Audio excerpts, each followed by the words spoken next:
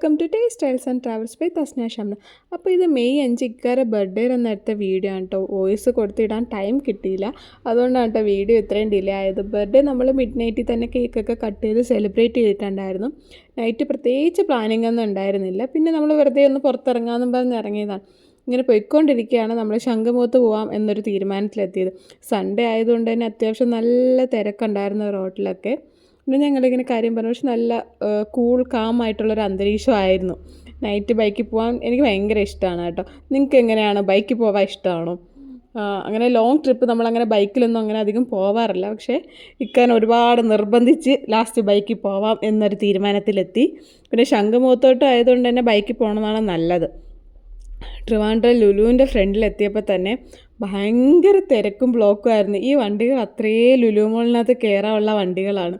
കണ്ടോ എന്ത് ബ്ലോക്കാണ്. പിന്നെ അവിടെ എന്തോ ഒരു ചെറിയൊരു എക്സിബിഷൻ ഓഫ് അങ്ങനൊരു സംഭവം ഉണ്ടായിരുന്നു കേട്ടോ. ഈ വണ്ടികൾ അത്രയും ലുലു മാളിൽ പോകാനുള്ളതാണ്. ഇവരെപ്പോൾ അതിനകത്ത് കയറുന്ന ഒരു ഐഡിയ ഇല്ല. ഞങ്ങൾ തന്നെ പോയപ്പോൾ ഒരു 8 മണി കഴിഞ്ഞിട്ടുണ്ടായിരുന്നു. അപ്പോഴും ഈ തിരക്കാണ് അവിടെ. അങ്ങനെ ഞങ്ങൾ നേരെ വെച്ച് വിട്ടു ശംഖുമുഖത്തേക്ക്. ശംഖുമുഖം എത്തി. ശംഖുമുഖം അത്യാവശ്യം നല്ല തിരക്കുണ്ടായിരുന്നു. നല്ല രസമാട്ടോ നൈറ്റ് ശംഖുമുഖത്ത് പോകാൻ. ഞങ്ങളിത് 1-2 തവണ ഇവിടെ വന്നിട്ടുണ്ട്. ഇത് 3ാമത്തെ തവണ കേട്ടോ ഞങ്ങൾ രാത്രി ശംഖുമുഖത്ത് വരുന്നത്. ഇതുവരെ ശംഖുമുഖം നൈറ്റ് കണ്ടിട്ടില്ലാത്തവർ ഒരു ദിവസം എന്തായാലും ശംഖുമുഖത്ത് പോകണം കേട്ടോ. അത് ഫാമിലിയായിട്ടും അല്ല കപ്പിൾസായിട്ടും ഒക്കെ പോകണം. അടിപൊളി രസമാണ്. നമ്മൾ കാം കോയിറ്റ് നല്ലൊരു ആ കടലിൻ്റെ ആ ഒരു കാറ്റും ഒക്കെ അടിച്ചിരിക്കുക. പിന്നെ അവിടെ നല്ല നൈറ്റ് ലൈഫും ഒരുപാട് ഷോപ്പും ഫുഡും കുട്ടികളൊക്കെ ആയിട്ട് പോയാൽ അവർക്കൊക്കെ അടിപൊളിയായിട്ട് എൻജോയ് ചെയ്യാനുള്ളൊരു ഇതൊക്കെ ഉണ്ട്. പിന്നെ അവിടെ ഇങ്ങനെ സ്ട്രീറ്റ് ഷോപ്പിംഗ് ഒക്കെ ഉണ്ട്. ഒരുപാട് സാധനങ്ങളുണ്ട് കേട്ടോ. എല്ലാം ഇങ്ങനെ കണ്ട് പോകാം. ഒരുപാട് നല്ല തിരക്കുണ്ടായിരുന്നു. സൺഡേ ആയതുകൊണ്ട് തന്നെ അത്യാവശ്യം നല്ല തിരക്കുണ്ടായിരുന്നു.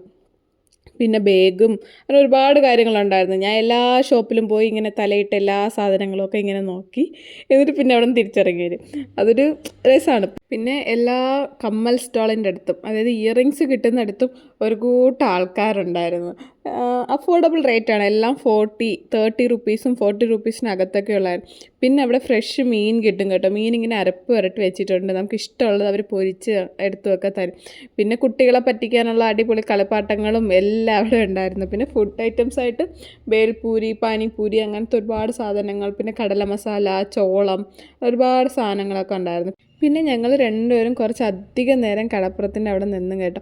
പക്ഷെ ഇക്കാക്ക് അങ്ങനെ കടലിൽ വെള്ളം നനയണം അതൊന്നും അത്ര ഇഷ്ടമുള്ള കാര്യമല്ല. പക്ഷെ ഞാൻ നേരെ ഓപ്പോസിറ്റാണ്. എനിക്ക് കടൽ കണ്ടാൽ കടലിൽ വെള്ളം നനയണം, നനയ്ക്കണം, ആ ഒരു വെള്ളത്തിൽ കളിക്കണം, ആ ഒരു ഫീലാണ് കേട്ടോ. പക്ഷേ ഇക്ക ഒട്ടും സമ്മതിക്കാറില്ല. പിന്നെ കുറച്ചധികം നേരം ഇങ്ങനെ പോയി അവിടെയൊക്കെ നിന്നു ഫോട്ടോ ഒക്കെ എടുത്തു കേട്ടോ. ഞങ്ങളുടെ ഫ്രണ്ടിൽ കുറച്ചധികം കൂട്ടുകാർ നിന്ന് അവർ ഫോട്ടോസും കാര്യങ്ങളൊക്കെ എടുക്കാമായിരുന്നു. അങ്ങനെ ഇക്ക പോയി ചോദിച്ചു ഞങ്ങളുടെ ഒരു ഫോട്ടോ എടുത്തു തരുമെന്ന്. അപ്പോൾ അവർ നല്ല ഹാപ്പി ആയിട്ട് തന്നെ എടുത്തു തരാമെന്ന് പറഞ്ഞ് ഞങ്ങളെ അങ്ങനെ പോസ്റ്റ് ചെയ്യുന്നൊക്കെ പറഞ്ഞ് അവർ നല്ല രീതിക്ക് ഞങ്ങൾക്ക് കുറച്ച് ഫോട്ടോസൊക്കെ എടുത്തു തന്നു. പിന്നെ അത് കഴിഞ്ഞ് ഞങ്ങളിങ്ങനെ കുറച്ച് നേരം കടൽത്തീരത്തിൽ കൂടി ഇങ്ങനെ നടന്നു. അപ്പോൾ അവിടെ നല്ല രസമായിരുന്നു കേട്ടോ. ഇങ്ങനെ ഫാമിലി ആയിട്ടും കുഞ്ഞു മക്കളൊക്കെ നിന്ന് കളിക്കുന്നതും അവരുടെ പാരൻസ് അവരെ നോക്കുന്നതൊക്കെ കാണാൻ നല്ല രസമായിരുന്നു. അതിനുശേഷം പിന്നെ വീണ്ടും നമ്മൾ നമ്മുടെ കലാപരിപാടികൾ ആരംഭിച്ചു. അപ്പോൾ എനിക്ക് കമ്മൽ വാങ്ങിക്കണമെന്ന് ഭയങ്കര ആഗ്രഹമായിരുന്നു. പക്ഷെ ഞാൻ യൂസ് ചെയ്യാറില്ല. അപ്പോൾ ഞാൻ വിചാരിച്ചു എനിക്കൊരാൾക്ക് ഗിഫ്റ്റ് കൊടുക്കണം. ഒരു ചേച്ചിയുണ്ട് കേട്ടോ. എനിക്ക് ഭയങ്കര എൻ്റെ സ്വന്തം ചേച്ചിയെ പോലെ അത്രയ്ക്ക് ഇഷ്ടമാണ്. ആ ചേച്ചിക്ക് വേണ്ടിയിട്ട് എനിക്ക് 2 ഇയറിങ്സ് വാങ്ങിക്കണം എന്ന് ഭയങ്കര ആഗ്രഹമായിരുന്നു. അങ്ങനെ ഞാൻ പോയി. എനിക്ക് ഇയറിങ്സ് അങ്ങനെ വാങ്ങി ശീലമില്ല. അപ്പോൾ എന്ത് ഇഷ്ടമാവുമെന്ന് അറിയാതെ അങ്ങനെ ഫുള്ള് അരിച്ച് പറക്കാണ് ഇയറിങ്സ്. അവസാനം ഇക്കായി ഞാനും കൂടി 2 ഇയറിങ്സ് പിക്ക് ചെയ്തു. അതിന് ശേഷം പോയിട്ട് കുറച്ച് ക്ലിപ്സും കാര്യങ്ങളൊക്കെ ഇങ്ങനെ നോക്കായിരുന്നു കേട്ടോ. വാങ്ങിക്കണമെന്നൊക്കെ ഉണ്ട്. പക്ഷേ ഞാനിതൊന്നും യൂസ് ചെയ്യാറില്ലാത്തതുകൊണ്ട് പിന്നെ ഒക്കെ വെച്ചു. പിന്നെ കീ ചെയിൻ വാങ്ങിച്ചു കേട്ടോ. അവിടെ ഒത്തിരി ഈ കീ ചെയിൻസ് എല്ലാത്തിനും 20 രൂപയേ ഉണ്ടായിരുന്നുള്ളൂ. നല്ല രസമുണ്ടായിരുന്നു. റബ്ബർ കീ ചെയിൻസ് ആയിരുന്നു. അങ്ങനെ ഞങ്ങൾ ഒരുപാട് നേരം ഇങ്ങനെ തപ്പി പറക്കി എനിക്കിതാ ഈ കിറ്റിയുടെ കീ ചെയിൻ ഇഷ്ടപ്പെട്ടു. അത് ഞാൻ വാങ്ങി കേട്ടോ. 20 രൂപയായുള്ളൂ. 20 രൂപയ്ക്ക് നല്ലൊരു കീ ചെയിൻ ആയിരുന്നു. അങ്ങനെ പിന്നെ പോയി ഞാൻ അതൊക്കെ വാങ്ങി. ഇക്ക വേറെയും വേണമെങ്കിൽ എടുത്തോളാൻ പറഞ്ഞു കേട്ടോ. പക്ഷെ ബാക്കിയൊന്നും എനിക്ക് അത്ര അങ്ങോട്ട് ഇഷ്ടമായില്ല. പിന്നെ ശംഖുമുഖത്ത് വന്ന ഞങ്ങൾ ഒരിക്കലും മിസ് ചെയ്യാത്തൊരു കാര്യമാണ് ഐസ്ക്രീം കുടിക്കുക എന്നുള്ളത്. അത് നമ്മൾ ഈ ചേച്ചിയുടെ ആൻറ്റിയുടെ കയ്യിൽ നിന്ന് തന്നെയാണ് കേട്ടോ കുടിക്കുന്നത് എപ്പോഴും. നമുക്ക് അത്യാവശ്യം നല്ല ക്വാണ്ടിറ്റി ഐസ്ക്രീം കിട്ടും കേട്ടോ. ബ്ലൂബെറിയാണ് ഞങ്ങൾ സെലക്ട് ചെയ്ത ഫ്ലേവർ. ഞങ്ങൾക്ക് ഇഷ്ടമാണ് ബ്ലൂബെറി, അല്ലെങ്കിൽ നമ്മൾ ഹണി ആൻഡ് ഫിഗ്, ഇത് മാത്രമേ വാങ്ങിക്കാറുള്ളൂ കേട്ടോ. ഞങ്ങൾക്ക് ഇഷ്ടപ്പെട്ട ഫ്ലേവറാണ്, അടിപൊളിയാണ്. ഈ ആൻറ്റി നമുക്ക് അത്യാവശ്യം നല്ല ക്വാണ്ടിറ്റി ഐസ്ക്രീം തരും, നല്ല പെരുമാറ്റമാണ്. നമുക്ക് ഇത് ഒരു സ്കൂപ്പിന് 60 റുപ്പീസോ 50 റുപ്പീസോ കണ്ടാണ്, 50 റുപ്പീസാണെന്നാണ് തോന്നുന്നത് കേട്ടോ.